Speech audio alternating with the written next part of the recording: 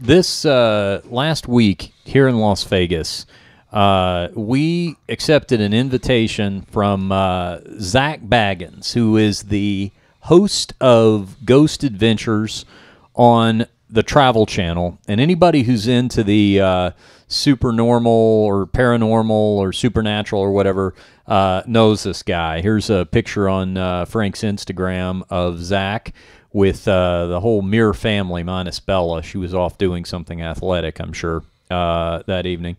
But she was. Was she? I told her actually. I mean, she's very focused, but I told her actually she missed out on this one. Yeah, it wasn't like we went and hung out and had dinner and just hung, and shot the breeze. Zak, this was more interesting. In fact, after this experience, if I have people come to Vegas, like, hey, let's go do something, all my friends and family, I'm going to try to bring here because it is unbelievably interesting. No question. The Haunted Museum, Zak Bagan's Haunted Museum here in historic downtown Las Vegas has finally opened. And I say finally because this thing has been teased for a long time, months, if not over a year now. I've been seeing the billboards around and all that sort of thing that it was coming. And I started doing some online research about it, what all was going to be in there. We're going to get into this conversation, and we'll share the details with you. But Zak and Frank were kind of in touch via Twitter because they follow each other. It's amazing how much cool stuff we've gotten to do off that damn Twitter. That's how we connected with Paul Stanley. But anyway, Zak was kind enough to, and we've kind of been offering this for quite a while now, said, hey, come on over. I'll give you and Richard and the families a private tour of my haunted museum. Now, it opened 3 weeks ago, so now it's open to the public. But even before that, he was saying, hey, come on over even before it's open. And just because of scheduling and everything, we hadn't really been able to coordinate that. So we finally got over there Wednesday night, and man, did he roll out the red carpet for us. Now, we took Brian Lacey with us, your ACB commentary partner. So just to paint the picture, it's we've got Brian Lacey for some British flavor.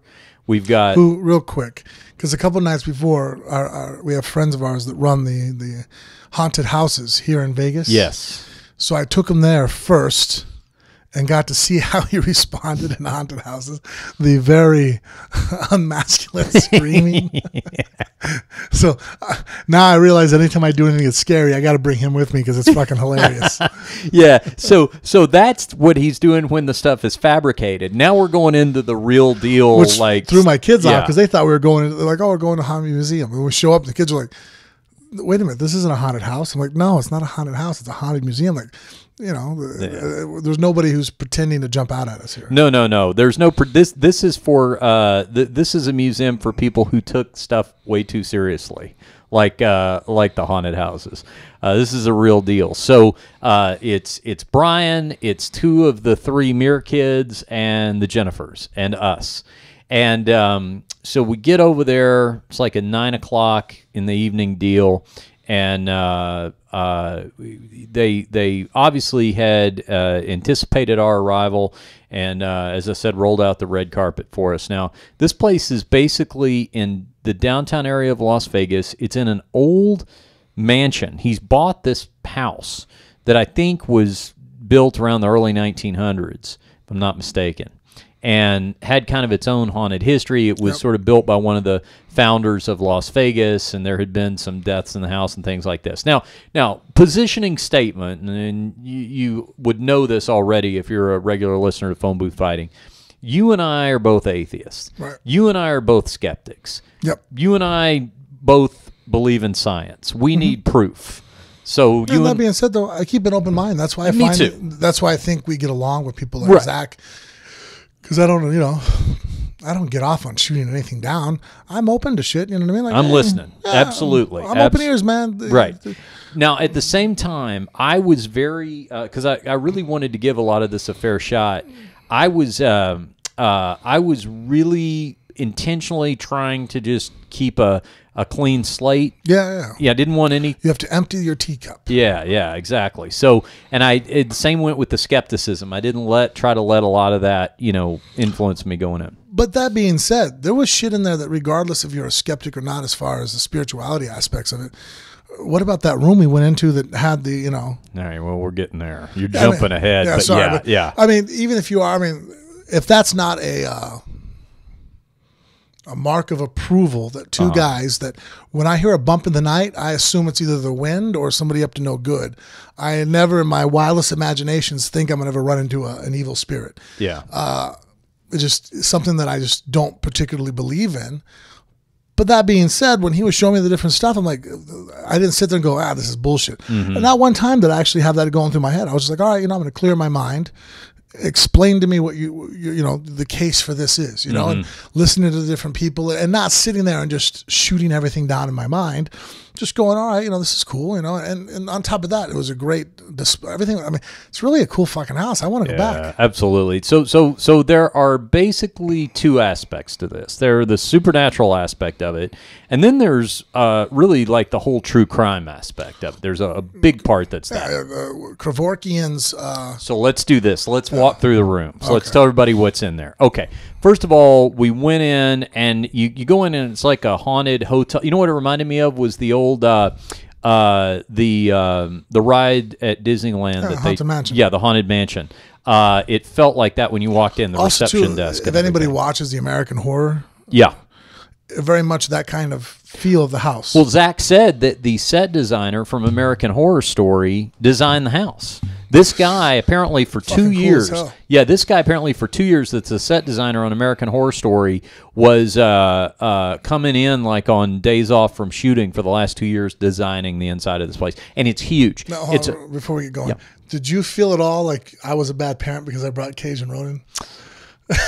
Well, not knowing them as I do. I knew that I was getting the looks from the people. They're like, holy shit, this motherfucker's bringing his kids. I'm like, it's cool shit, guys. Come on. Yeah.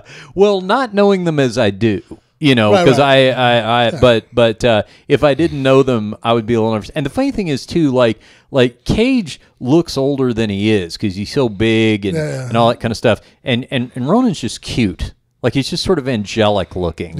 He's the one that if I was in line and being judgmental, he's the one I'd feel sorry for. I'd be like, I don't know. And they did awesome. The only time they freaked out was when we go through. I'll tell you what time they freaked out. So we check in there and we go into this first room that's got just a collection of interesting macabre stuff in it. There's human skulls in there. There's creepy doll collection. There's a couple of goblets from Anton LaVey's Satanic Temple, which that was the point where I realized you didn't know who Anton LaVey was. You know what? I've heard the name before, but for some reason it wasn't clicking then. Because now, was he a real Satanist or was he somebody that... Well, wasn't he an atheist that just made fun of Christians by saying that he was a Satanist? He was. What he really did was he did an amazing job of branding the Church of Satan. So, I mean, he always professed to be a true believer, but he also was really good at branding it, like with celebrities and getting in movies and things like that. So he definitely had a showman side to him and a self-promoting side to him. So we're in this room. And we had a tour. By the way, we need to give shout out to the staff that was awesome over there. Our tour guide Chaley, and then we had Robert who kind of helped guide us in, and then their general manager Brian, who was very cool. Zach's got a great staff over there. So Chaley's kind of kicking off her tour and telling us what all we're seeing. And we're looking at this machine. It's one of those fortune-telling machines, like those old-timey things from the 40s or whenever. And it's got a mannequin of Zak Bagans. It's a similarity to the one like in Big. Yeah, Tom exactly. Hanks. And it's so this mannequin figure of Zak Bagans is sort of like telling our fortune and giving us advice. And just as the mannequin stops talking, we turn around and Zak Bagans himself has slipped into the room unnoticed. He's standing at our back. Wasn't that a little? That was the first like creepy thing that happened. I was like, "Whoa, where'd he come from?" And he just like slipped in. He made a spooky entrance, and he's standing there and greets us and welcomes us and everything, and then basically takes us through his haunted mansion on a personally guided tour. Okay, so let's hit some of the rooms.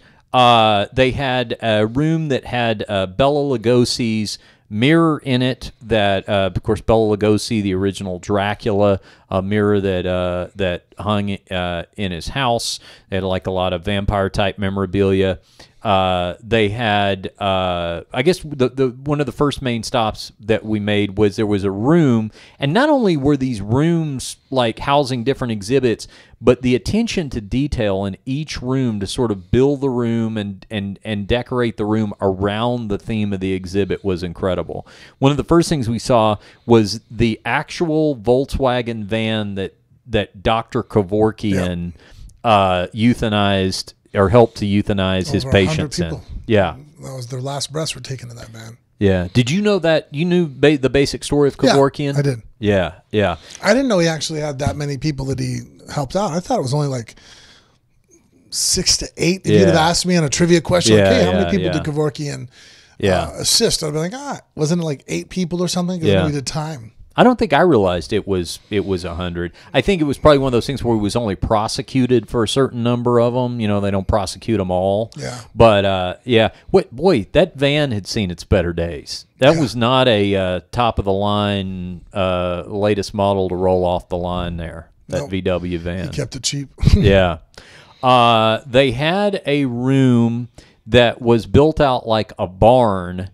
And it had Ed Gein's cauldron and shovel in it. It had a cauldron that he was using in his own barn in Wisconsin to, I guess, discard the innards of Well, they said that human remains in it and blood.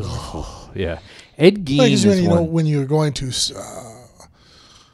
you boil a carcass. Yeah.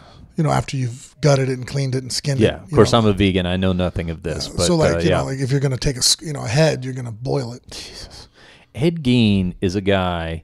If you don't know the Ed Gein story, this is a guy who inspired more famous fictitious serial killers than anybody else. Everybody from Silence of the Lambs to Norman Bates in Psycho to Leatherface in Texas Chainsaw Massacre. And he dated back farther than a lot of them did, so he kind of didn't get the same recognition that some of the others did later on. But definitely a creepy story with that guy. You know what I think too? He wasn't necessarily. He only killed 2 people, which but he was just a creepy, weird motherfucker. That's why they show the shovel. He dug up several. He was digging up corpses. He had he was making masks and clothing out of human skin and lampshades and a lot of really weird stuff. He had an unusually close relationship with his mother and just couldn't quite cope when she passed away. And if you've seen Psycho, you know what that's all about. So we'll come back to the true crime stuff in a minute, because there was also this whole supernatural aspect of it.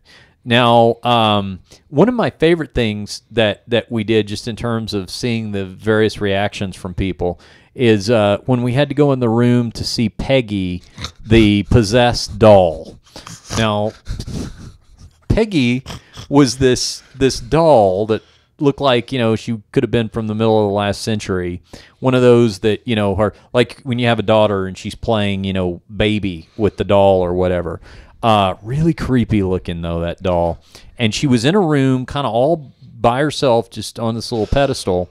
And Chaley and Zach were telling us about how people had heart attacks after they'd seen her and had met with all kinds of misfortune, things like that. So they really encouraged us to be nice to Peggy and greet her when we went into the room. And that's where Brian Lacey really started overdoing it, because he not only greeted, he basically turned into a kiss ass. I mean, it was, hello, Peggy, right from the beginning. I told him when we walked out of there, I said, she saw right through that. She didn't like you. Did Jen tell you what I did to her, your Jen? No. We walk in, and your Jen was also a little spooked out by it. And so as we walk over, not to anybody else to overhear me, I leaned over so she could hear me. I was like, fuck you, Peggy. He slapped me on the shoulder. Stop it! Yeah, not around me. I was very nice to Peggy. I think that's when I also finally got the first jump out of Brian. Yeah. Touching the back of his hair. Yeah. But it's amazing, like things like clowns, which there was a whole clown thing. That one was spooky. That was wild. It was like a corridor of clowns. Yeah. And it was incredibly well done. I mean, this thing. Let me just. That was when Ronan finally had enough of that shit. Yeah. You had to carry him through the clown. I picked him up. Right? He just buried his face in my neck. And I got it. I'm like, shit, man. I'm fucking nervous. Yeah, it was this thing, and I worried when we started to do this segment. I knew we would be expressing a lot of enthusiasm for it. But it's just one of those things you just don't know if you can really do it justice, because it's like, just to paint this picture, I mean, I was excited about going. I thought, we're going to see some cool stuff with it. But I was imagining some interesting, weird, creepy, whatever stuff, but just in some kind of generic rooms. This was like a totally immersive experience.